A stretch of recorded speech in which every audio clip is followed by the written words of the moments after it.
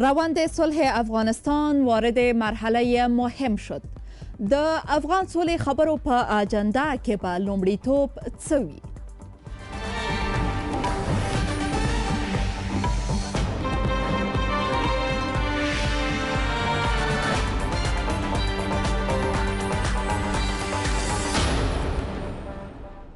سلامونه جوړ تازه آزاد جرګې ته ستړي مشئ.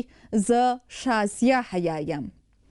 مولوی شهزاده شاهد مشاور ارشد شورای عالی مصالحه ملی افغانستان، بانو عادله بهرام نظامی فعال سیاسی، مولوی عنایت الله بلیغ عضو هیئت مذاکره کننده جمهوری اسلامی افغانستان در برابر نزدیک با 50 تن از اشتراک کننده ها قرار دارند که از گوشه و کنار افغانستان به این استودیوی ویژه رادیو تلویزیون ملی افغانستان به گونه مستقیم وصل هستند. ساختار برنامه ما با حفظ توصیه‌های وزارت صحت عامه به ویژه شستن مرتب دستان و فاصله اجتماعی مد نظر گرفته شده. جرگه آزاد را با پرسش از اشتراک کننده ها آغاز می کنیم. در مقابل ما تصویر کوچک از افغانستان قرار دارد و سوال ببینیم که کدام اشتراک کننده ما از کدام ولایت چی نظری دارند. خب اول خوب است که به بامیان بریم و از حبیب اخلاقی بشنویم. اخلاقی صاحب بفرمایید. سوال من متوجه آقای مولوی صاحب بلیغ میشه. متاسفانه همونطور که طالبان در موافقت نامه های گذشته که با جانب ایالات متحده آمریکا و دولت افغانستان داشت، مبنی بر این که مبنی بر آزادسازی زندانیای طالبان در برابر کاهش خشونت و آتش بس، که متاسفانه بعد از او که زندانیای طالبان آزاد شد و خشونت کاهش نیافت، نه هیچ کی بلکه تجدید پیدا کرد. مولوی صاحب عنایت الله بلیغ، چی تضمینی وجود داره که افراد جنگی طالبان اجندا و فیصله مذاکرات صلح را بپذیره و با آن جامعه عمل بپوشاند؟ تشکر بسیار زیاد. پیش از اینکه به سوال دیگه بریم، از تمام اشتراک کنندگان برنامه جرگه آزاد BBC خواهش میکنیم که بدون مقدمه راسن اما نظر و یا هم سوال خود بپرسن. خب ننګرهار ته بلارسو او نسیمې نه به واورو. اغلی نسیمې چې ماسک دې تړلی ده، تاسې مهرباني وکړئ. نسیمه سادات له ننګرهاره. د پوښتنه مې دا ده چې په دغه اجنډا کې به د بیا ځنډ د نه واخیستو کوم تضمین موږ لپاره اوسي او یا که نه؟ ډیره زیاته مننه. شاهد صاحب ستا چې ستاسو پوښتنې ته ځواب ورکړي. بلیغ صاحب اول از شما مشتیم بفرمایید. موضوع تضمین ما هم تلاش خود میکنیم که ما هنوز برسیم بر یک مذاکره و تفاهم. ما الحمدلله برای از اینکه بار دیگر اینطور یک چیز واقع نشه که از دولت افغانستان، از ملت افغانستان امتیازات گرفته شود ولی در برابرش امتیازات داده نشه. از او خاطر بسیار کوشش کردیم که اصلا سر مسائل توافقنامه دوحه و دستاوردهای خود کابل یا دولت جمهوری اسلامی افغانستان که به نام اعلامیه داشت و به نام لوی جرگه که یک مجلس بسیار بزرگ داشت، فیصله ها داشت و فیصله هایی که قطعنامه های شورای امنیت در مورد بود، سری موضوع بسیار پافشاری شد. بالاخره الحمدلله به نتیجه رسیده شد. حال دیگه این معنا نداره که پیش از پیش از ما بخواین که دیگه بندیام خلاص شود. دیگه ما حال از موضوع اصل با اجندا نو داخل میشه. مذاکره اجندا نو شروع شده. ان شاء الله کوشش میشه که از یک طرف هم مصالحه را کوشش کنیم پیش بره، هم طرف مقابل قناعتش فراهم داشته باشیم و هم امتیازات و آرزوهای ملت مسلمان افغانستان که عبارت از آتش بس است، آتش بس را به هر شکل میشه عملی. بلیغ صاحب، در اصل سوال اشاره به این میکردم، این طرز العملی که شما با گروه طالبان در قطر به توافق سرش رسیدین، چی تضمین وجود داره که اینمی طرز العمل را طالبان نشکنانه؟ طرز العمل اینجا فقط یکم تضمینای اخلاقی هست. اینجا ما یک محکمه اوجا نداریم که اگر خدا نخواسته اونها طرز العمل شکستاندن در برابرش نقص میکنن، نظریاتی که وا دارن، مطالبه هایی که دارن وها هم میشکنن. خود تضمین نه این طرف به کسی تضمین داده شده است، نه از اون طرف تضمین داده شده است، ولی اصل جریان به می شکل است که دولت جمهوری اسلامی افغانستان و هیئت افغانستان هم اراده صلح را داره و هیئت طالبان هم اراده صلح را داره. ان شاء الله اخلاقا تضمین وجود داره که تضمین نشکنه. بسیار زیاد تشکر. شاهد صاحب، بله پوښتنه تاسو راځي کې د اوس طرز العمل ورستۍ اجنډا باندې بحثونه روان دي، اوس څه تضمین شته چې همدغه د اجنډا پر سر دغه بحثونه له خنډ سره مخامخ نشي؟ لا خو طرز العمل نهایی شو، خوشبختانه چې په هغه اتفاق وشو، یا کړنلاره یا طرز العمل یا منهج د خبرو لپاره قسم افغانانو امید دانو چې دومره دي طولانی شي، خو بیا هم هغه یو نتیجه ورکړه. اوس په اصل ایجنډا باندې خبره کیږي. مثلا په هغه کې به طبعا لکه چې ویل شو غوربند به پکې ډیره مهمه موضوع او په عین حال کې مشارکت. منګه انقلاب نه غواړو، منګه چې د سولې لپاره هڅې کوو، نو منګه مشارکت غواړو او مشارکت سره نظام تقویه کیږي او بیا به راځي چې سیاسي نوعیت بچي او نظارت په څوک کوي او ضمانت په څوک ور کوي. په مرور د وخت سره چې مذاکرات ادامه وکړي، موږ په خپل وخت کې دا بیا د خلکو سره شریکو. مثال علی شورا چې دی وخت کې وس موږ دې ځای ته ورسېدلو، دا اطمینان ورکو، دا د خلکو همکارۍ ته ضرورت دی، دا د جهانیانو همکارۍ ته ضرورت دی، دا زمونږ د ملت همکارۍ ته ضرورت دی. مخکې لا دغه ځای ته موږ رسېدلی نه چې ورسېږو، انشاءالله ضرور به ضمانت او نظارت دواړه به. بالکل. خو اوس ډیره ویره لیدنه لکه څنګه چې پر طرز العمل باندې بحثونه نږدې 3 میاشتو وخت ونیو، داسې نه چې اوس په اجنډا باندې لیدنه ډیر وخت ونیسي او کله به باسي، کله به نه، کله به خندي، کله به نه. نو دا خو یعنی چې کله اشتیا مې تشویش ته احتمال شته چې په طرز العمل باندې چې هغه یو اساس دی او بنیاد دی او خو اصلي اجنډا نه د دومره وخت لګیدل، نو طبعا په اصل موضوعاتو به ډیر بحث کیږي. خو زموږ غوښتنه بدای چې حالات د دې تقاضا نه کوي چې دا خبرې دومره وګدي شي. یعنی د مذاکراتو دواړه ټیمونه چې دي هغه به زموږ غوښتنه دی، دا د ملت غوښتنه ده، دا د جهانیانو غوښتنه ده، دا د ټول د افغانستان د خلکو جدي غوښتنه ده چې د مسایلو کې زیات وخونه لګي، بلکې هغه مسایل چې هغه مهم دي هغه رامخ کی او زر نهایی کی او مونږ یو مطلوبه نتیجه ترلاسه. بالکل.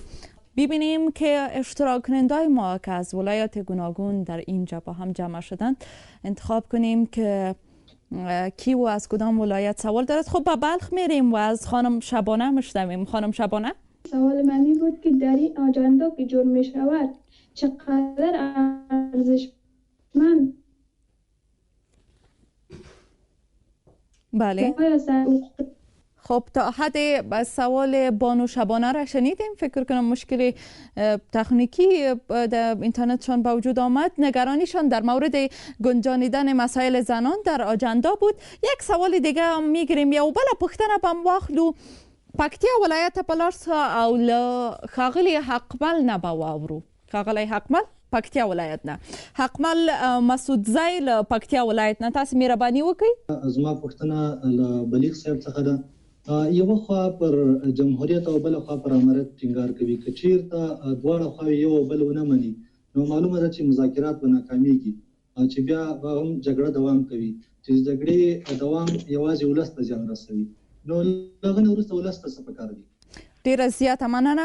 اول به اغلی نظامی نه واورو. اغلی نظامی د شبانه یوازې د شبانه نه شاید نگرانی اکثر از زنان در افغانستان باشد که آیا مسائل مربوط به خانمای افغان در آجندای مذاکرات صلح افغانستان گنجانیده شده، آیا اهمیت برش داده میشه یا نه؟ واقعا پروسه صلح افغانستان یک پروسه طویل مدت بود و هست که شدیداً نگرانی ها در رابطه با حقوق زن افغان در کنج و کنار افغانستان و حتی بیرون از افغانستان در این قسمت همون نگرانی های خود داره، به خاطر از که ما یک دوره بسیار تلخ را پشت سر گذاشتاندیم و در 20 سال اخیر دستاورده هایی که داریم به نام دموکراسی و جمهوریت یکی از دستاوردهای عمده هست که همه مردم افغانستان اگر مرد است یا زن در این تانستن نظر به حقوق، نظر به قوانین اسلامی و نظر به قانون اساسی افغانستان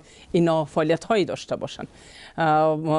ما فکر میکنم که در افغانستان خلاف قوانین، یعنی در قوانین افغانستان، در قانون اساسی افغانستان در رابطه با فعالیت زنان هیچ کدام چیز خلاف موجود نیست که ما بگوییم.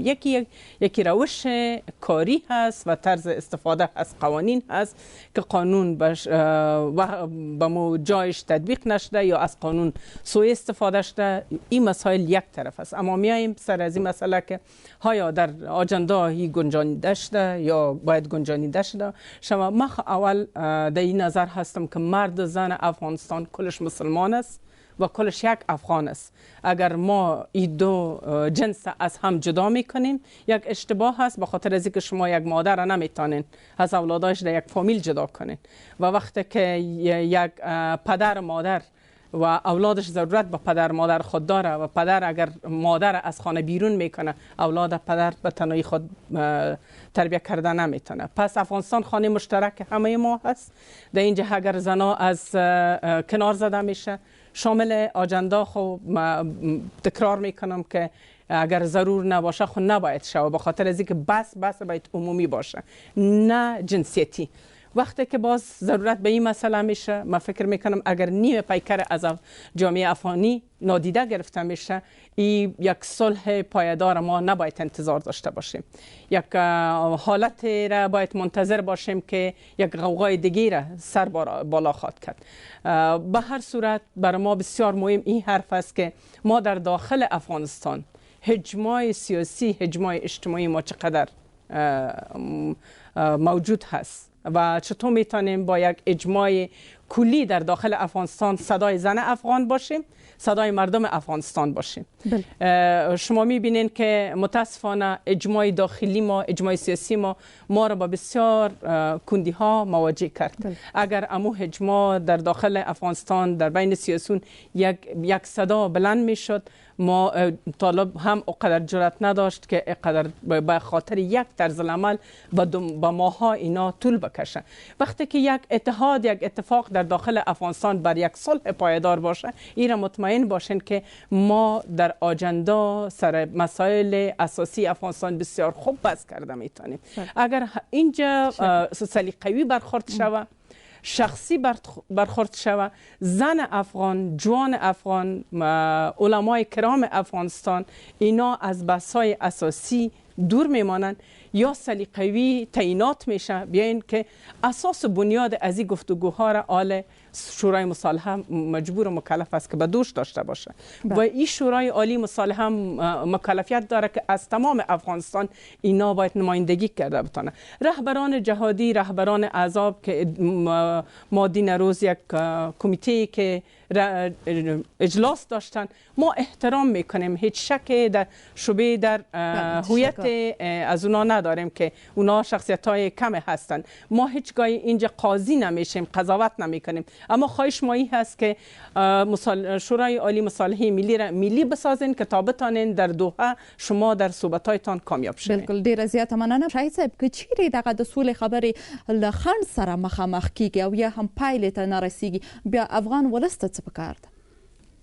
اصل شرعي مسله خو دې کې دا ده چې وان طائفتان من المؤمنین اقتتلوا فاصلحوا بینهما فإن بغت إحداهما على الأخرى فقاتلوا التي تبغي حتى تفيء إلى أمر الله. که دوه ډلې د مؤمنانو خپل منځ کې جنگ وکړي نو تاسو په منځ کې صلح وکړئ. دا صلح هم داسې فرض ده لکه دا نور عبادت چې فرض دي. صلح په څه سره راځي؟ نصیحت ورته وکړئ، د سولې ګټې ورته بیان کړئ، د سولې هغه اجتماعي ګټې هغه ترغیب ورکړئ، تشویق یې کړئ، راوی غواړي علما په منځ کې دی وګرځي. دا که نو څوک بغاوت کوي یعنی سولې ته غاړه نږدي نو بیا د هغه ډلې سره وجنګيږي چې هغه بغاوت کوي او صلح نه مني که سولې ته غاړه کې خود بیا په منځ کې مصالحه او کې داروسته بیا وي د سینه چې سولې ته یو څوک غاړه کې دی وربند ومني بیا دا خبره خلک پریدي چې راوس اسم وربند وشو نه بیا وایي چې په منځ کې سولې او کې احتمال شته چې بیا جنگونه شروع شي. زه خو په دې عقیده یم چې 40 کال جنگونه تیر شو او د دې جنگونو هیڅ ګټه افغانانو ته سوا د دین نه چې د قرباني شي وزوريږي او خپل بچی د لاس ورکی اقتصاد خراب شي تعلیم خراب شي اقتصاد په انکشاف او پرمختګ نه پس پاتې شي. نو خبره ده چې دا مذاکرات منګه په هر قیمت چې کېدل شي مذاکرات کامیاب شي او منګه یو مطلوبه صلح ته فایدار او باعزت صلح ته ور د ټولو حقوق پکې خوندي شي کاغه انساني کرامت ته په خبرو کې کارونو کې شفافیت ته اجتماعي عدالت ته د بشر حقوق دي او کا ازادي د بیان یا تعلیم او تربیه ده باید دغه سه اهداف منګاینده د لاس ورنکو لکه تاسو موشه د خويندو یا د زنانو د حقوقو په اړه کې یعنی که صلح راشي نو په صلح کې ارچا خپل حقوق هم رسیږي په جرأت سره کارم کولای شي او ملک آبادی طرف ته بالکل مننه. یو دوه پوښتنې نورې به مو واخلو. نورستان ولایت ته بلارسو له خیر الله غیور نه باورو غیور صاحب تاسو مهرباني وکړئ. زما پوښتنه د مولوی صاحب بلنه دا د چې تاسو درې میاشتې دوه کې وې کوه دوه خو ترمنځ په کومو موضوعاتو موافقه شته دوه خو مشترکه سدي ګډونوالو ته مشترک ټکو معلومات ورکړي. و مننه.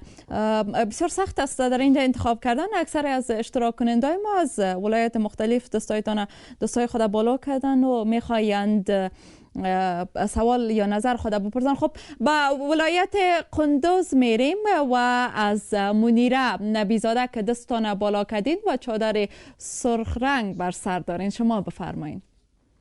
به نام خدا با عرض سلام. از مولوی صاحب اینو سوال داشتم که آیا در حکومتی است که قرار است طالبان بیاید و زنان هم حق شمولیت در نظام داده خواهد شد یا خیر؟ مولوی صاحب د نورستان خو دغه پښتنه و چې تاسو د درې میاشتې چالت په دوه کې وي پر کوم مسایلو باندې تاسو او طالبانو د ډیر سخت اختلاف نظر مو درلود په کوم مسایلو ګډ لیدلوري مهمه ګډ لیدلوري ده او بل پښتنه ده هم کېدلای سي چې کچيري د اوربند خبره یاد سي نو د اوربند لپاره شرایط بیا څه دي؟ در موضوع جمهوریت و امارت جمهوریت ترجیح داره به خاطر از اینکه دنیا هم به رسمیت میشناسه قدرت نظام هم به دستش است و امارت را دنیا هم به رسمیت نشناخته و نمیشناسه و حتی سر موضوع دوحه توافقات دوحه که زیاد اهتمام داشتن تحریک طالبان در اوجا هم گفته شده که تحریک طالبان امارت که به رسمیت شناخته نشده از طرف امریکا بنابراین طرف یک ترجیح خود را بسیار با قوت خود داره و با تصمیم گرفتن سر اصل جمهوریت این صلاحیت ملت است این صلاحیت این گروپی که در قطر رفته این که سر از این باید ملت تصمیم بگیره که جمهوریت چطور شده میتونه این صلاحیت مربوط به ملت است و این گپ بسیار دور مانده است هنوز ما سر مسائل بسیار مهم دیگه سرش کار میکنیم و امیدوار هستم که در اینجا وقدر با مشکلات مواجه نشیم در صورتی که مذاکرات ما پیش بره. در مورد از این که شما چه مشترکات داشتین؟ بله. مشترکات ما نهایت دوستان عزیز ما طالبان میخواستن که امریکا برای ما میگفتیم که امریکا برای خب منتها جمهوری اسلامی افغانستان قانونمند میگفت برای اینمی یک گپ بود ای که نظام اسلامی شریعت اسلامی نظام اسلامی باید در اینجا ما هم که از ما مشکل نداشتیم مشکل ما در این بود که نظام اسلامی را شما امارت اسلامی میگوین ما جمهوری اسلامی میگویم خینال بین جمهوری اسلامی و امارت اسلامی یک گپ اجتهادی و فقهی است که جمهوری یا امارت در اینجا کشتار دیگه صحیح نیست.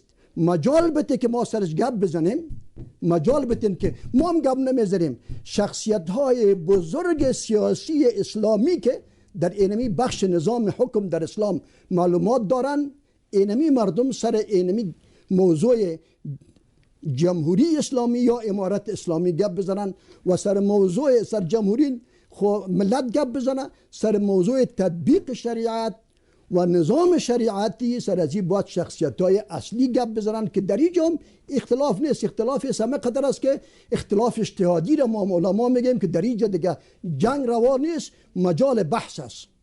این سر شمیج اختلاف مایی بود که شما دیگه در اینجا صلاحیت جنگ ندارین، جنگ نکنین، بین که قربان کنین بریم در مذاکرات. سر موضوع حقوق زن که از ما سوال شد. بله. این جناب نظامی صاحب خوبتر بحث کرد.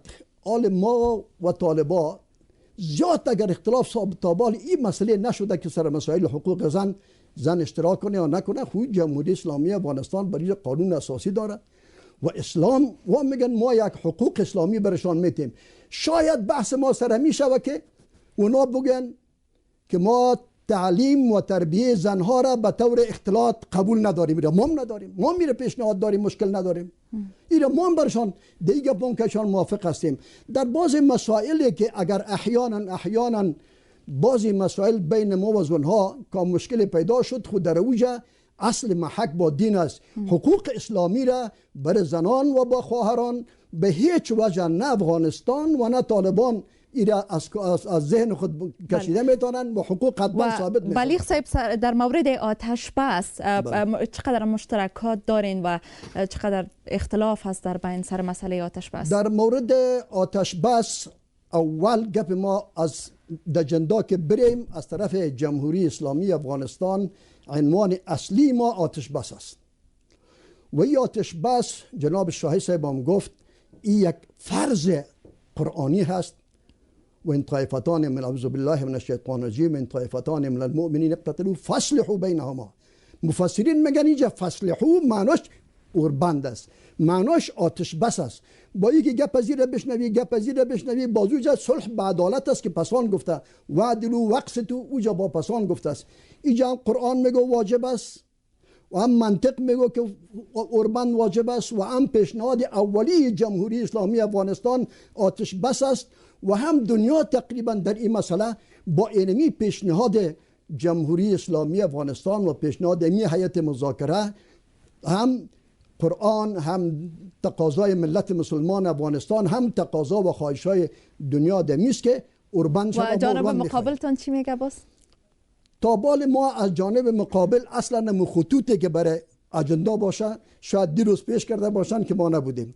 خب ممکن کنه سر مسائل دیگه باشه که چون برای ما ثابت نیست از طرف از ما گپ زده نمیتونیم ماله. خب هر چیزی که باشه شاید و مطالبه های خود داشته باشن، ولی مطالبه که اصلا ترجیح داره ملت خدا و مردم میخوای اوربند است. خب بلیغ صاحب در 3 ماه گذشته حتما گاهی وقت سر آتش بس شما بحث شده در دوحه، اما اختلاف جدی اونا و یا هم شرط جدی اونا به خاطر برقراری آتش بس چی است؟ ما سر اصل آتش بس تو بحثایی که داشته باشیم نداشتیم، ما سر اصل بحث داشتیم که جنگ جهاد نیست، جنگ است. ما بسیار دلایل شرعی برشان پیش میکردیم که و در دلایل ما و قدر اونها دلایلی که پیش خودشان بود ولی دلایلی که خودشان داشتن از طرف اتحاد عالمی علمای اسلام هم رد شد که جنگ در افغانستان بین مؤمنین حرام است. سریع مسئله و این مسئله را تقریبا حیات تانستیم که به دنیا ایگه برسانیم و سردار از دنیا برآمد که جنگ در افغانستان حرام است. زیاد تشکر. یو بل پښتنه را خلو بیا به برته بحث ته ادامه ورکو. لغمان ولایت له شکیبانه به واورو ګوره زما پښتنه دا د میلمنو څخه چې دغه اجنډا چې جوړیږي کنه دغه د ولسته وي چې دغه اجنډا چې جوړیږي دغه د دایمي اوربند لپاره څومره مرسته کولی شي. ډیره زیاته مننه. نظامي صاحب غواړم په دې برخه کې ستاسو نظر ولرم. افغانان اوربند ته تیږي دي او هر ځل چې د افغان سولې خبره راپورته کیږي د دوی یوازینۍ غوښتنه په اول کې هم دی چې اوربند به څنګه کیږي. ډیره زیاته مننه. حصول د مذاکراتو هم دی چې کله دی یو طرز العمل باندې توافق ته رسي ایجابی ویم دا چې باید په اجندا کې اولین قدم باید اوربند وي او که واقعا د متحد یو پایدار صلح ته دي.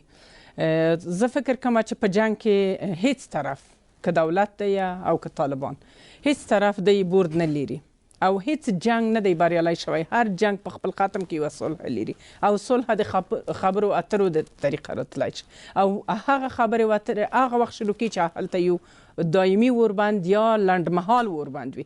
که دی ډیر تشویش لري اول باید یو لنډمهال اوربند اعلان کا، اجندا باید اعلان شي مطابق د اجندا چې د مخې ته څي هغه اوربند ورو زیاتیږي. اصلا حصول دغه شی دي. اما د افغانستان خلک 40 کاله کې چې د قربانیان د جنگ دي او هر چیرې چې هر یو په قدرت ورسېدل په خپل نفع باندې هغه ټول نظام وڅرخاوه. نو ځکه نن ورځ دی هلې ځلې د دوی لري چې اوربند تاسو شاید په د 2 میاشتو کې چې کومې خبرې چې په دوحه کې شروع شوي دي تاسو ولیدل چې زیاتره قرباني د افغانستان خلکو ورکړله، ښځو ورکړه، ماشومانو ورکړله، ځوانانو ورکړله، زړو ورکړله. درسته ده چې د موږ قهرمان اردو هم دلته موږ شهیدان لرل اما زیاته قرباني د انفجار وشو، زیات خلک عام وګړي کې قتل عام شول. نو پس دلته ایجاب کا ضرورت دی که طالب چې د موږ هډ وزر دی ځکه چې موږ هم افغانان یو مسلمانان یو هغه هم افغانان و مسلمانان دي څه چې نن دی هغه تیرونه ورتیر شو او نن یو ودان افغانستان ته لاسونه سره ورکو او هر یو هغه خپل قوت په انتخاباتو کې یو بل ته وښیو. پرېږدی چې دغلته د دیموکراسي چې دلته تر اوسه پورې پلې ده او دغه دیموکراسي چې په حالت د امتحان کې ده او د جمهوریت غږ چې موږ کړو په خاطر چې د خلکو حکومت ته ضرورت دی. تاسو د خلکو په کټ کې ودرئ چې تاسو رایې وړله نوش جانم موږ تاسو موږ ولیدل چې د تاسو برنامې د افغانستان خلک نه ښځې نه نر صدمه کې ویني موږ هم تاسو ته رایې درکوو ځکه تاسو د دو وطن وګړي یې او دا وطن د تاسو دپاره دی. رڅه چې نن لږ د بیروني خلکو د اختیاراتو نه ځان وباسو او واقعا یو ودان افغانستان ته فکر وکړو. ډیره زیاته مننه. شما بیننده و شنونده جرگه آزاد برنامه مشترک BBC و رادیو تلویزیون ملی افغانستان هستید. تصویر کوچک از افغانستان اینجا با خود داریم. ببینیم که یک سوال دیگه هم میگیریم. عبدالغفور رسولی که حتی کارت سرخ هم بلند کردین از کابل، شما بفرمایید. سوال من متوجه جناب عنایت الله بلیغ است و سوال من است که مردم افغانستان بارها شاهد مذاکرات صلح بودند ولی هیچ کدامش نتیجه نداشته. و نظر شما چی راهکار را پیشنهاد میکنین که ما یک باورمندی قوی از اینکه بیایم تو هر بار پروسه صلح در پیش بگیریم، یک باورمندی قوی بر مردم افغانستان بدیم، باورمندی درست بر مردم افغانستان بدیم که واقعا باور کنن که صلح در افغانستان آمدنی است. شاهد صاحب تاسو خو وایي چې د په اجنډا کې به لومړی مسله ستاسو لخوا اوربند وي، تاسو به اوربند ورته وړاندې کړئ. داسې حتما تاسو په جریان کې یاستئ، طالبان به هم څه غوښتنې لري، هغه به څه اوربند ټینګښت لپاره؟ طالبانو خو یو څه اشاره داسې راغلي دي طالبانو د خوانه چې زمونږ پاتې بندیان دي خوشي شي او په عین حال کې زمونږ مشران چې تور لیست کې دي تور لیست نه دي ویستل شي. دا خبره غیر معقول هم نه ده، منطقي خبره ده، خو طبعا وخخلی او دام په هغه صورت کې کېږي چې اوربند وشي اعتماد سازي منځته شي او لسونه هم په دې باندې باورمن شي چې سولې ته رواني مخکې نو د طالبانو پاتې بندیانو د آزادېدو هم مخالفت نه کوي لسونه.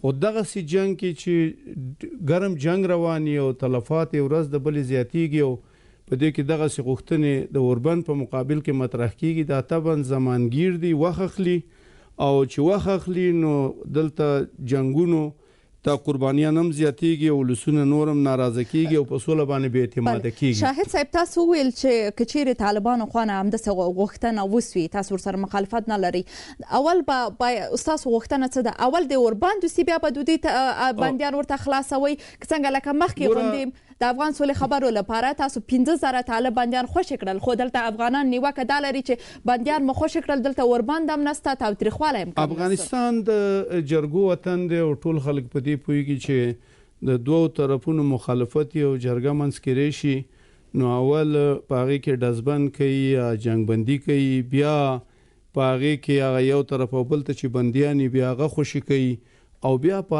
اصل موضوع باندې بحث کوي، په اطمینان سره حتی ضمانتونه پکې اخلي او یو نظارت هم په منځ کې ضمانت هم موجودي. نو په یو کلی کې د مثال په تور په یو کلی کې اور لګېدلې او د کلی خلک راجمع شو نو هغه به دا خبره کوي چې منګه د بندیان سره تبادله کنه اول به د اور وجني، طبیعي ده چې اول به د اور وجني. دا وسم په دې باندې ډیر وخت ولګېد چې دا اور به په څه طریقه وجنو، د لپاره کړنلاره چې د لپاره به اطفائیه راغواړو، دا به په شګو وجنو، دا به په اوبو وجنو، دا به هلیکاپټري راځي، په دې هم زیات وخت ولګېد. نو مهمه معقوله مسله دا ده چې اوربند وشي، دا د ټولو افغانانو غوښتنه هم ده، دا د جهانیانو غوښتنه هم ده، دا زمونږ د مصالحې د عالي شورا غوښتنه هم ده او بیا نور مسایل په سړه سینه په دقت سره د مخکې لاړ شي، که لږ زیات وخت هم ولګېږي هغه فروان. یو خبره دلته زه یادول غواړم چې دا نوې یو اصطلاح اوس راوتې ده چې دا ورکم دی او خشونت راکمول دي. زما په نظر دا قابل توجیه ډیره نه ده. څوک دا قضاوت کولی شي چې دا اوس ورکم دی که نه دی، یا دا یو کس چې مري یا 10 کس مري نو د دې جواز ورکو او که 1500 مري نو د دې جواز نه ورکو. معقوله دا ده چې اوربندي وشي، خو یو اراده دی وي او صداقت دی وي په مذاکراتو کې چې که اوربند وشي هم موږ دا مشکل د مصالحې او د مذاکرې د لارې حل کول غواړو، داسې په منځ کې نه پرېږدو. یعنی دغه نه خلک یېرېږي چې که اوربند وشي شاید زمونږ طرف ته بیا زیاته توجه ونه شي. نه، موږ دا تعهد ورکوو او د ولس هم دا غوښتنه ده چې که اوربند دی وکړي هم دا مسله د افغانستان دا قضیه دا به موږ په مصالحه باندې ختمو، په مذاکراتو او یو بل ته به قناعت ورکوو، عفو او گذشت به کوو، تنزل به کوو، سیاسي تحمل به ښیو. نو یعنې دا ورته موږ اطمینان ورکوو. دا آزاده جرګه ده د بی بی سی او ملي رادیو تلویزیون ګډه خپرونه. وردګ ولایت ته به لاړ شو او له قدرت الله نه به واورو. قدرت الله مهرباني. سوال مې له بلیغ صاحب ده، هغه دا چې هغه حکومتي پلاوی چې د دولت په استازیتوب قطر ته د مذاکراتو لپاره تللی دی، آیا دوی فکری خپلواکی لري او کنه؟ ډیره زیاده مننه. یک سوال دیگر رو میگیریم، با غور میریم و حتما شما صبر داشته باشین، مایکایتان روشن نکنین، به نوبت از هر یکتان مشنویم. فعلا نوبت ولایت غور است و از فاطمه سروری مشنویم. خانم فاطمه سروری، سوال مربوط به عرض میهمان عزیز میشه، خصوصا آقای بلیغ یا مولوی سبحانت الله بلیغ. آیا حکومت فعلی افغانستان اداره و توانمندی این را دارد تا طالبان را به طرف یک صلح دائمی بکشاند یا خیر؟ درست است. اشاره به شورای عالی مصالحه ملی افغانستان هم شده میتونه. خب در این قسمت پیش از اینکه مهمانای ما به سوالاتتان جواب بدن میخوایم نظر شما را داشته باشم. شما چی فکر میکنین حکومت افغانستان به ویژه شورای عالی مصالحه ملی افغانستان توانمندی ای را داره که طالبان را به سوی صلح دائمی سوق بدن؟ اگر شما میگین که بله، کارتای سبزتان بالا کنین، اگر میگین که نه خیر، کارتای سرختانه.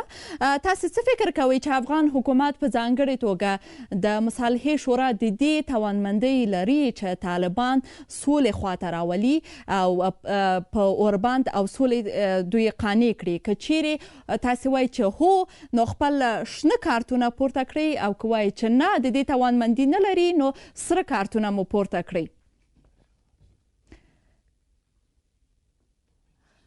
دلته چې وینم ډیری ګډونوال سره کارتونه پورته کړي دي، یوازې شپږ یو کسانو شنه کارتونه پورته کړي دي. خب از آرش رؤوفی از بدخشان.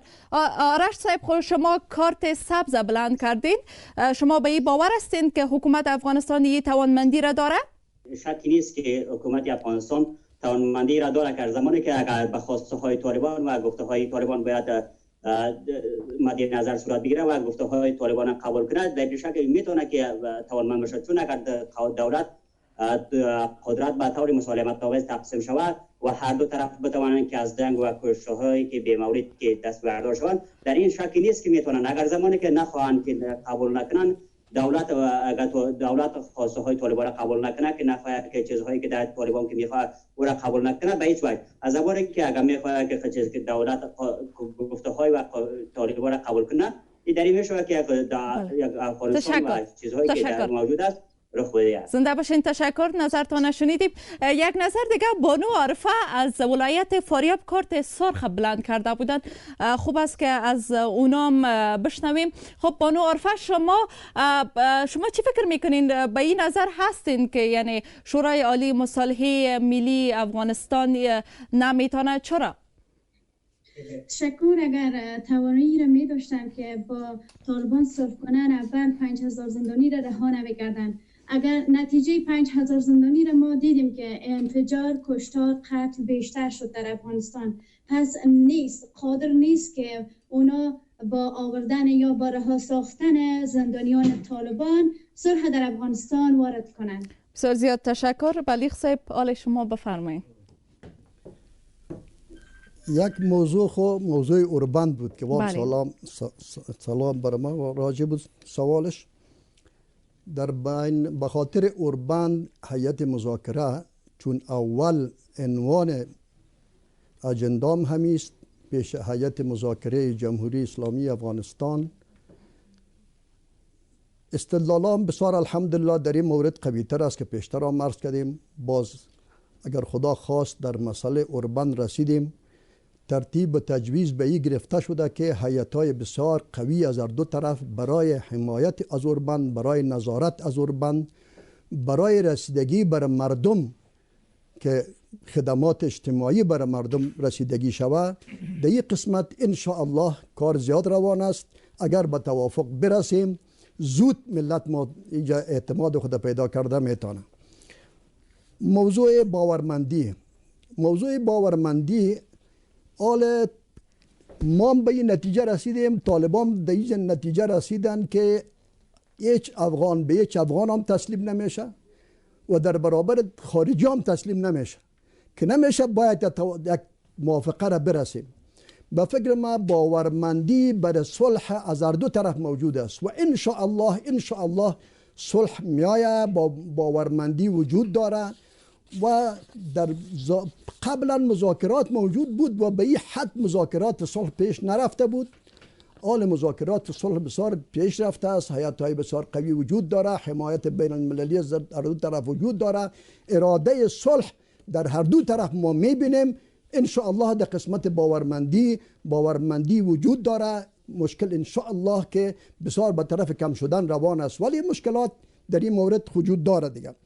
در مورد از که حکومتی طرف آیا صلاحیت را دارن؟ بله، اصلا امی توافقی که بین دوحه و طالبان بود، در اینجا صلاحیت مربوط به امریکا و طالبان بود. اینمی موضوع را با اینمی صلاحیت و صلابت شکش داده شد که ما زیر اثر امریکایان نیستیم. امی صحبه که شد که 5000 به خاطر اگه اعتماد که اگر خدا کنه قربان شود، اینمی صلابت نشان داده شد. البته مشکلات وجود داره، ولی در برابر توافقات دوحه همین چیزی کم 3 ماه مقابله شد تا ای که لوی جرگه افغانستان که ملت افغانستان است، این باید مطرح شود، ملت افغانستان مطرح شود، قانون افغانستان مطرح شود. اینمی مسائل است که مربوط به صلاحیت ها میشه. در آینده هم خداوند متعال برای ما صلاحیت را نصیب کنه و انشاءالله هم نصیب میکنه، به خاطر که آل وقتی که ملت متحد شود، شورای عالی مصالحه جور شود، صلاحیت ها عملاً به مردم نشان داده میشه. بعضی مشکلات داریم که ما هم داریم، طالب هم داره که اگر ما صلاحیت نداشته باشیم او بیچاره هم صلاحیت نداره. بله تشکر. شاهد صاحب د ملي مصالحې شورا باندې لیک څه نیوکې او ګیلې ورنه وسولې. اوس تاسې خلکو ته څه باور ورکوئ؟ یوازې پس له 3 میاشتو ایله تاسو خپله لومړنۍ غونډه ترسره کړله، دوی ته اوس څنګه باور ورکوئ چې دغه بهیر به ښه مخ ته ځي او د سولې د خبرې به پایلې ته رسیږي؟ د ولسونو یا زمونږ د ورونو خویندو حاضرینو د تشویش په ځای دی. رښتیا هم چې مخکې د تحکیم صلح په نوم یو کمیسیون و، بیا د صلح عالی شورا و، په سر کې ډېر ښه مشران و، اوس د مصالحې عالی شورا جوړه شوه. تر اوسه جنګ بندي مو نه شوله او تر اوسه موږ یو مطلوبې سولې ته مو نه رسېدو. نو دا اوږده جنګونه چې دا ادامه لري، رښتیا هم خلک یې ډېر مایوسه کړي دي. خو لکه بلیغ صاحب چې ویل چې دا ځله بین الافغاني مذاکرات شروع شوي دي او ډېر طولاني مذاکرات یې وکړل او په مختلفو ابعادو باندې باسونه وکړل. لا تقنطوا من رحمت الله، موږ ته دا هدایت دی چې د الله د رحمت نه مه مایوسه کیږئ، بالاخیر به موږ سولې ته رسیږو. زه د ورونو خویندو ته او ټولو اوریدونکو ته د شورا د اړخه یو دا اطمینان ورکوم چې اوس په ملي سطح او منطقوي سطح او حتی په جهاني سطح دا ذهنیت جوړ شوی دی چې جنگ د حل لاره نه ده. نو جنگ به بالاخیر هم په همدې صلح باندې په مذاکراتو باندې به دا جنگ ختمیږي. دا چې د مصالحې عالی شورا هم دا اوس خپل کار شروع کړ، مخکې نه خوشبختانه چې زمونږ هیئت یو څه پرمختګ دواړو ټیمونو کړی دی. مصالحې عالی شورا هم خپل کار شروع کړ او زمونږ مشوره به د رهبرۍ ته دی مصالحې عالی شورا چې مسائل په سرعت سره تعقیب کړي. اول په ملي اجماع باندې مونږ کار وکړو، یعنی ولایاتو ته سفرونه وشي، د علماو سره، قومي مشرانو سره، مدني فعالانو سره، د میډیا سره، د ځوانانو سره، د دې ټولو سره مونږ خبرې وکړو او سیاسي تحمل، عفو، گذشت، تنزل یعنی که اجماع رامنځته کوو امید دی چې یو سولې ته له تاسو نه د مصالحې ملي شورا نه په دې ګیلمن دي چې په 3 میاشتو کې تاسو څه ونه کړل. له دې وروسته څنګه دا خلک په تاسو باندې باوري سي چې له دې وروسته به تاسو ورته کار کوئ تر څو دغه سوله یو سم اړخ ته روانه شي؟ خو د امید خبره ده چې 3 میاشتې ولګي د هغه د مصالحې عالی شورا شروع شو، اوس 2 میاشتې به ولګي سولې ته به مو رسېږي. او تاسو داسې څه ورته په لاس کې لرئ؟ نو ما عرض وکړ چې د افغانستان خلک سوله غواړي، د شریعت امر د سولې دی او د مصالحې عالی شورا کې هم رهبران دي، درک خلق دي، د ټول افغانستان نه دي، هغه طرف ته هم سولې ته غاړه ایښې ده. دغه یو سولې ته آمادګي یا بین الافغاني مذاکرات دا د سولې لپاره یو اهم قدم دی. که یرید اصلاحا یوفق الله بینهما، او که د دواړو طرفونو کې اراده د صلح وي، موږ به ان شاء الله یو مطلوبې صلح ته رسیږو. بالکل. اغلی نظامی ستاسو نظر څه ده؟ له دې وروسته به د مصالحې عالی شورا داسې څه باید وکړي تر څو د خلکو زړه هم ورباندې ولګیږي او باور هم دوی ترلاسه کړي؟ ډېره زیاته مننه. په افغانستان کې که د افغانستان جنګو ته لږ متوجه شو او لږ څه چې ډېر ټول ورته متوجه یو، هر چا په خپل وار سره افغانستان رنګ کړی دی او هر چا په خپل وار سره دلته یو امتحان ورکړی دی. د افغانستان خلک ملامت نه دي چې ځینې وخت باور نشي کړلی. موږ هر وخت دا خبره کړې ده چې موږ قاضیان نه یو، موږ دلته قضاوت ته ځان ته حق نه ورکوو، ځکه کله چې صلح رسي عدالت پلی کی او بیا د عدالت د طریقه دا تور سپین بکی. اما راغلو د سولې د عالی مصالحې شورا باندې چې دا تشکیل څو یو ملي تشکیل نه وي، دا د لرو پرتو سیمو نه د خلکو د غږ نمایندگان نه وي، کې په دو کې د ښځو واقعي نمایندگان نه وي، په دو کې د ځوانانو واقعي نمایندگان نه وي، په دو کې د قومونو مشران نه وي، په دو کې د علماو مشران استازي نه وي، په دو کې ځوانان نه وي. مطمئن اوسئ چې که دا رقم فکر کی چې تنها د رهبران به هلته د مصالحه مخې ته وړلی شي. درسته ده چې دی رهبران دي، مشران دي، دی به تجربه د دو لري، دا به ښه هغه مخې ته ولاړ شي. اما دا مه ویروئ چې په لرو پرتو سیمو ته هغه کس بیا ورتللی شي چې هغه هیڅ طرف نه دی. هغه په هیڅ جنگ کې داخل نه و. هغه بیا په ډیرو لرو پرتو سیمو ته د اوس چې د کوچنی افغانستان د مخې ته یې ښی دی. زه په ډیر افتخار ویلی شم چې زه هرې سیمې ته ورتللی شم، اما په دو مطمئنه یم چې د ما نه د مشران نه خفه کېږي. دی مجبور دی چې بیا یو ځان ته یو ټیم جوړ کړه، هغه ټیم بیا هغه ولایت ته ولیږي چې تاسو ورشئ د ولایت فلاني ولایت ته د نظر واخلئ. مصالحې مسؤلیت د هغه دی چې دی باید خلکو ته مراجعه وکړي، د خلکو نظریات واخلي. هیات د هغه هیات چې بیا هم سلیقوي هیات و چې نن په دوحه کې ناست دی، موږ احترام ورته لیرو، بیا موږ یې قبلیو په دو خاطر چې صلح ته نیازمندي لیرو. د افغانستان په صلح باندې په سیمه کې په نړۍ کې اجماع غلی ده، پس موږ هم مسؤل یو چې موږ هم باید اجماع راویلو په خپلو کتو کې. دا هیات کړلی شي چې دا خلک کړلی شي چې هیات ښه نظریات د خلکو ور وړاندې کړه چې څو دی هلته ښه دفاع وکړلی شي. نو ضرورت دوته دی چې څومره دا د سولې عالي مصالحې شورا تقویه کیږي، څومره چې دی خپله غیږه یعنی خلاصولی شي د افغانستان هر وګړی دی تحمل کولی شي، زه فکر کوم برای دی. او که دلته بیرته من او چارک وي، زه فکر کړم چې بیا موږ په داخل کې په مشکل مواجه. نن خو به دا صلح په ما او تا باندې که د جنگ چې تحمیل دی، دغه صلح به هم په ما او تا باندې تحمیل شي. تحمیل خبره چې زه کې کړم په دو دلیل کې کوم چې نن نړۍ تصمیم نیولی دی چې د افغانستان جنگ ورته د تحمل وړ نه دی، اما ما او د تا افغانانو پورې څومره موږ ظرفیت لیرو چې دا صلح بیا ساتلی شو، موږ څومره یو بل تحمل کولی شو، موږ امتحان ورکړی یو بل ته چې موږ یو بل تحمل نه لیرو. د وخت په تېرېدو سره به دغه معلوم سي. فقط زه یو ټکی غواړم، موږ پرون ولیده دا تحمل هم بیا ولیده چې څو نفرو عزیزانو ته جلسې ته اجازه ورنه کړله شوه. دا ځایونه خطرناک دي. ټول مغه مشران د موږ ته فرق نه کا. موږ خپل انتقادونه په دو کمیټه لیرو، ځکه چې نه کیږي چې هغه په دری کې یو متل دی خود همگل و خود همکوزه و خود همکوزهگر، دا هیڅ امکان نه لري. که افغانستان چې تاسو دموکراسي باندې متيقن یې، د افغانستان د خلکو نه تاسو رای غواړئ، لطفا د افغانستان خلک د سولې په خبرو کې شریکان کړئ. ډیره زیاده مننه. یک دو سوال دیگه میگیریم. با بادغیس میریم. عبدالغفار طوفان که چند بار دستان بلند کردین، لنگی سیاه بر سر دارین، شما بفرمایین. ما خو مولای صاحب پیشتر یک گپی زد، ما کارت سرخ بالا کردیم، نوبت با ما ندادیم که ما صحبت کنیم. آله بفرمایید. گپ بزی باره بود که اول ما دو سوال دارم. یک سوال من همینه که مولای صاحب گفت که طالبان رسمیات نداره. وقتی رسمیات نداره چرا اینقدر مصرف و اینقدر مشکلات به افغانستان میندازن؟ این معلوم میشه که حتمی رسمیات دارن. اگر رسمیات نداشتی چرا پیش اصرار علم کردین؟ این یک سوال می بود.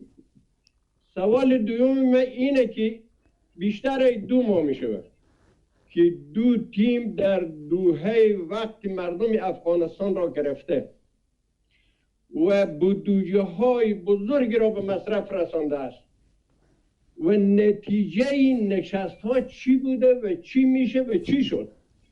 یو بله پوښتنه ماخلو صفی الله له هلمند نه چې له ډېره وخته صفی الله عزیزي هلمند ولایت چې له ډېره وخته دی اوس د هم لاس پورته کړی هم د سور کارت پورته کړی، تاسو مهرباني وکړئ.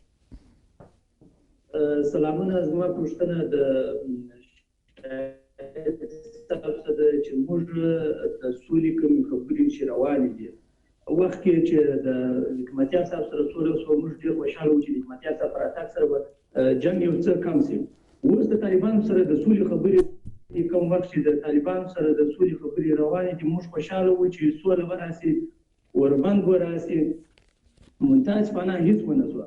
د دوی سره د خبرو په جریان کې جنګ لا هم نور زور واخیستی او امکان لري دوی څونې دا وعده ورکولی شي د افغان ملت ته چې آیا دا جنګ به 100% کې ختم شي که نه داسې به شي چې سپین بیرغ به په عملا بعضې پټاونه که په کابل کې شوي دي، په نور ولایتو کې شوي دي، طالبان د دې ته خپل لاس ردوي وایي دا موږ نه دي کړي، داعش کړي.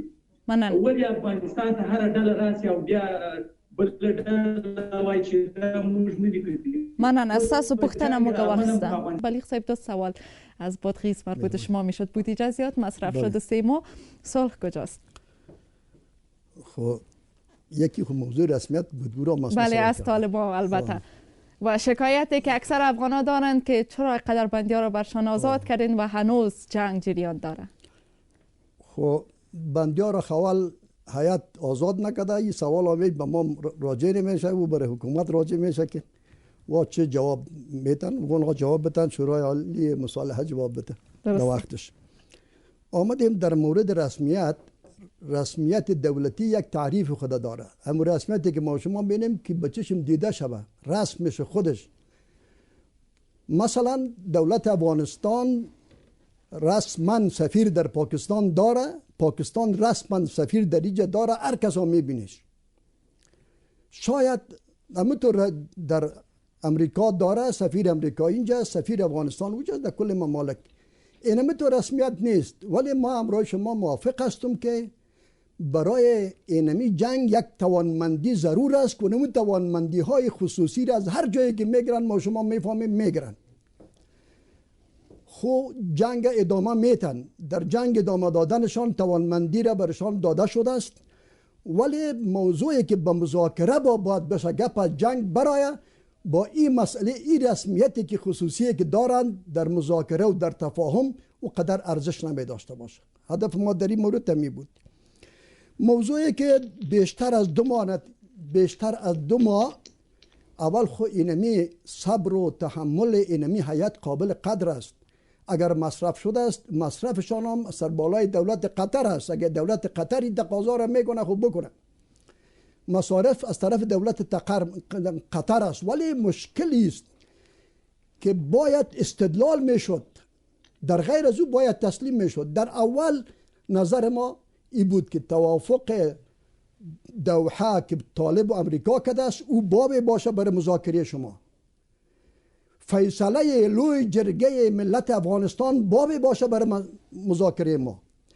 اینجا که بسیار جنگ استدلالا بین دولت و بین طالبا بسیار قوی شد، من اینجا پیشنهاد کردم که اذا تعارضا فتساقطا، هم دوحه توافقش باید از بین بره، ساقط شود در این مذاکرات، از بین ساقط شود در این مذاکرات، هم اعلامیه کابل ساقط شود، بر مبنای کتاب الله و سنت رسول الله صلی الله علیه و سلم داخل مذاکرات میشیم که متاسفانه در اینجا ما نتیجه نرسیدیم.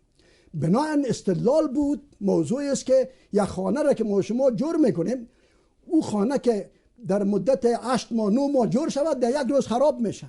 20 سال جنگ، تقریبا 25 سال جنگ از دیگه، مذاکره بود، بحث بود، استدلال بود. بالاخره به این نتیجه رسیدیم که از موضوع اصول رفتاری خلاص شدیم، رفتیم در موضوع مذاکرات اصلی که عبارت از اجنداست. این بزرگترین نتیجه بود که ما گرفتیم. تشکر بسیار زیاد. در این قسمت برنامه ما یک ابتکاری داریم که سوال از مهمانان و جواب از اشتراک کننده برنامه ما می باشه.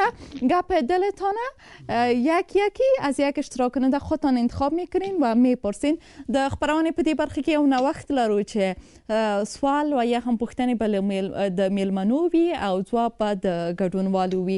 اغلی نظامی تاسو مهرباني وکړئ د خپل د زړه خبره مو یا کومه پوښتنه مو لار چانه چې غواړئ وې پوښتئ. ډیره زیاته مننه. هغه پوښتنه چې ډیره غوغای جوړه کړې ده، زه غواړم د میرمن صالحی د کابل څخه. خانم صالحی میخوایم از شما یک پرسش داشته باشم در رابطه با حقوق زنان. پیشنهاد شما چی هست در رابطه با حقوق زنان که زیاد سر این مسئله جربه است در کابل و در ولایت ها، در مراکز که گویا حقوق زنان نباید تلف شود؟ ما خود در قوانین همه چیز واضح داریم و اسلام هم یک فصاحت بسیار واضح در رابطه با حقوق زن داره. تشکر. با عرض سلام و درود خدمت خانم عزیز. دقیقا ما میپذیریم، ما حقوق زن از دیدگاه اسلام میخواهیم، نه از دیدگاه غرب که همیشه آقایان ما را انتقاد میکنن که خانمای افغانستان اک حقوق از دیدگاه غربی دارن. نه خیر، ما از دیدگاه اسلامی داریم.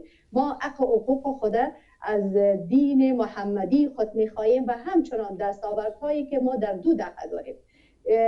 از آجندایی که در دوحه قرار است که باز هم شکل بگیره، باز هم ما تقاضای دستاوردهای 2 دهه زنان افغانستان داریم، مشارکت سیاسی زنان افغانستان در عرصه‌های سیاست، اجتماعی، فرهنگی خواهانی. تشکر، زنده باشین. شاید صاحب تاسو مهرباني وکړئ. هر څوک کولی شي چې جواب راکړي. هغه دا دی چې د سولې د مصالحې فعالي شورا کې څه نیمګړتیا ده چې هغه د تکمیل شي. از فاریاب میرویس شما بفرمایید. سلام عرض ادب خدمت مهمانان گرامی و کسانی که با ما وصل هستند. جا داره پیش از اینکه من جواب شاهد صاحب بتونم برای شما یک توصیه بکنم که ما بر علاوه که در افغانستان با بحران هویت وحدت ملی و از موجودیت از عدم موجودیت دولت ملی رنج میبریم. متاسفانه امروز در برنامه شما از عدم توزیع و از عدم توزیع ناعادلانه نوبت هم امروز شخصا من خودم رنج بردم. چندین دفعه کارت بالا میکنم، شما به هیچ وجه سعی هم نکردین و بالاخره من متوجه شدم. من گفتم شاید کارت من رنگش ضعیف بوده باشه، همکار خود کارتش گرفتم 2 تا یک جا کده بالا کردم، شما نگاه نکردین. با عرض معذرت ما را ببخشین، شما ببخشین بسیار زیاد. حالا بفرمایید. افغانستان بالخصوص برای شورای مصالحه این پیشنهاد میکنیم در مسئله صلح و در مسئله مذاکره منافع کشورهای همسایه را در نظر بگیرن، طوری که اگر از یک دید کلی بنگریم برای قضایای افغانستان قضایای داخلی نیست، قضایای فرامنطقه‌ای است و منطقه‌ای می باشه. صلح در گرو همسایه‌های ماست، کلید صلح در نزد همسایه‌های ماست و خواست دیگه ما که از شورای مصالحه است که نقش جوانان در مذاکره ثابت نگه بدارن و در نشست دیروز ما شاهد بودیم که رهبران حکومت افغانستان نشستی داشتن، در اونجا از جوانا کسی نبود و کسی هم نه. ما تقاضا میکنیم در شورای مصالحه با یک بخش جداگانه و کلی که معلوم بوده باشه جوانا حضور داشته باشه و منافع همسایه ما که در او منافع اونا همچنان در کشور ما نهفته است. تشکر، فهمیده شد. که تحولات در کشورهای همسایه بر ما مهم است، تحولات ما برای آنها همچنان مهم است. زنده باشین. منافع اونا را در نظر بگیرن، جایگاه جوانان ثابت بکنن، برای ما همه چیز است. بسیار زیاد تشکر. بلیغ صاحب شما بفرمایید. علی گپ دلتونه یا سوالتان اگر دارین از ما جناب مولوی صاحب غلام سخی نورستانی میخوایم که کدام مشوره که به هیئت مذاکرات داشته باشند در مورد اجندا مورا بر ما بگن که ما در خدمتش باشیم. سیست. آقای غلام سخی، مولوی غلام سخی نورستان ولایت نه مشوره زمونږ دا ده اساسي د جنگ هغه نقطه او ټکی هغه چاته برملا واضح ده. هغه ټکی دا ده چې په افغانستان کې د تروسه چې د جنگ نه ختمیږي، هغه د اسلامي نظام او د دیموکراسي په دغه نظام کې د جنگ را شروع شوی دی. متاسفانه دلته مونږ چې ګورو د اوربند هغه اساسي چې هغه د تمام د افغانستان د ملت غوښتنه ده، هغه ته هیڅ هم داسې لبیک ونه ویله او دلته دغه اساسي ټکی ته یعنې هیڅ پام هم نه دی او البته مقابل لوري چې دغه ټکی ته هم داسې احترام ونه ساتل. خو هغه اساسي ټکی چې د جنګ هغه عواملو نه هغه دیموکراسي او اسلامي نظام دی چې موږ دغه ته په کتو سره په ځای د دې چې اوربند وشي، دا اوربند چې په لنډمهاله بیا ختمیږي نو اوربند چې دایمي شکل سره بدل شي. موږ دغه یو مننه مولوی صاحب کور ودان باندې بحث وشي چې هغه اساسي نقطه چې دغه او د نظام د جوړونې په دغه کې دغه کې بحث وشي. موږ په دې ډیره زیاته مننه. کور ودان د بي بي سي د آزاد جرګې خبرونه مخ په ختمېدو ده. په دې خبرونه کې د افغانستان د ملي مصالحې شورا ارشد سلاکار شهزاده شاهد، سیاسي فعاله اغلی عادله بهرام نظامی او د افغانستان د اسلامي جمهوریت د مرکزي پلاوي غړی مولوي صاحب عنایت الله بلیغ مو میلمانه وو او دا چې د افغانستان له ګوټ ګوټ نه په دې خپرونه کې خلکو ونډه اخیستې وه د دوی نه هم مننه کوم. تر بلې ازادې جرګې او تر بلې ستاسو د زړه خبره تاسو ټول په لویه لاس سپارم. ښه وخت ولرئ.